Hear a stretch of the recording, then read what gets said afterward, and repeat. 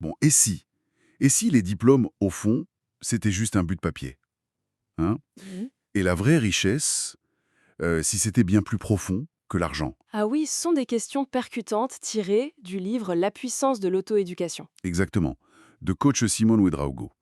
Et on va explorer un peu ces idées aujourd'hui. Tout à fait. Et ce qui est intéressant, c'est que l'auteur, eh bien, il incarne son message.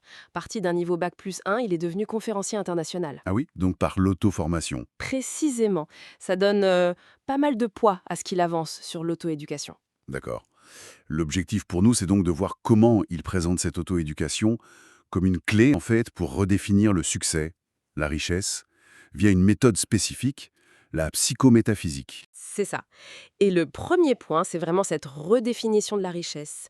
Pour lui, et il s'inspire de Napoléon Hill, la richesse, ce n'est pas d'abord l'argent. Ah bon? Hmm. Qu'est-ce que c'est alors? Il liste 12 valeurs pour la vraie richesse.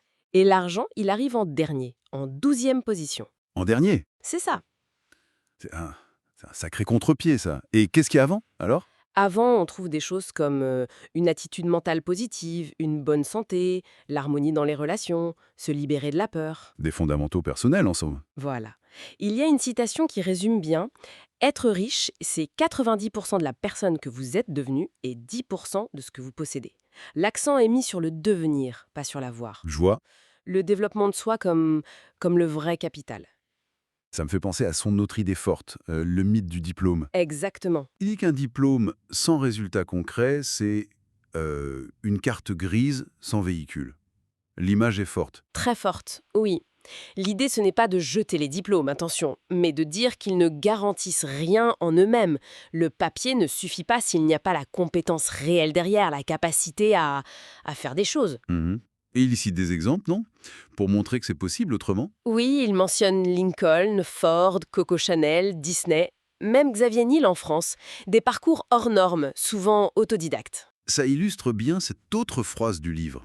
La vie vous paye pour ce que vous avez mis dans votre cerveau. L'investissement clé, ce serait donc ça. C'est ça. Et pour organiser cet investissement, justement, il propose sa méthode, la psychométaphysique en 9 niveaux. Psychométaphysique, c'est un terme à lui. Ça combine quoi? L'esprit et... On peut le comprendre comme ça, oui. Psycho pour le mental, le travail sur soi, et métaphysique pour des principes peut-être plus larges, appliqués de manière très concrète. D'accord. Et ces 9 niveaux, ça commence comment? Sans tout détailler, bien sûr. Alors le niveau 1, c'est la reprogrammation mentale. Chasser les peurs, les croyances limitantes par des affirmations répétées. Classique en développement personnel. Et après? Le niveau 2 est plus surprenant. Il insiste sur l'importance de démarrer par un travail physique, même petit, pour créer un premier capital. Un travail physique, c'est étonnant, non? Pour de l'auto-éducation? Oui, mais l'idée, c'est de s'ancrer dans le réel, de prouver sa capacité d'action. Utiliser son corps comme première ressource, générer une petite valeur pour bâtir la confiance. Ok, je vois la logique. L'action avant tout. Et ensuite? Ensuite, niveau 3, il introduit une méthode d'apprentissage actif VO. VO. C'est un acronyme pour? Visionner, écouter, écrire, lire, observer. L'idée, c'est d'utiliser plusieurs sens pour mieux assimiler et retenir l'information. D'accord. Une approche multicanale pour vraiment capitaliser le savoir. Intéressant. Tout à fait. Et tout ce parcours, il mène au niveau 9 à quelque chose d'assez symbolique, le don d'une bibliothèque. Donner une bibliothèque. Pourquoi? C'est lié à ce qu'il nomme le succès responsable. L'idée, c'est que le succès ne doit pas être juste pour soi, il doit inclure une part de contribution, de retour à la communauté. Ah, d'accord. Un succès qui essaime, en quelque sorte. Exactement. Ça rejoint sa philosophie générale sur les ressources intérieures. Il a cette phrase, assez directe: la pauvreté provient plus d'un manque de motivation plutôt que d'argent. Hmm.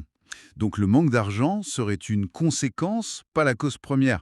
Ça boucle avec la définition de la richesse du début. C'est tout à fait ça.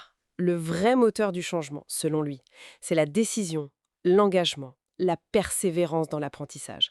L'auto-éducation comme chemin exigeant, certes, mais accessible. Donc si on résume le message central, la transformation est possible, peu importe d'où l'on part, si on s'engage vraiment dans l'apprentissage continu. C'est ça. Les mots-clés, c'est vraiment décision, engagement et persévérance. Pas de magie, mais un processus. Et pour finir, une pensée qui reste issue du livre. À notre époque, avec Internet, l'accès quasi limité au savoir. Qu'est-ce qui nous bloque vraiment pour apprendre et réussir alors? Est-ce que c'est vraiment le manque de moyens extérieurs? Ou est-ce que les freins sont ailleurs? Peut-être en nous? Une bonne question à méditer. Et ça pousse aussi à réfléchir à notre propre définition d'un succès responsable. Qu'est-ce qu'on veut laisser au fond? Voilà, au-delà de l'accumulation personnelle. Une réflexion intéressante pour conclure.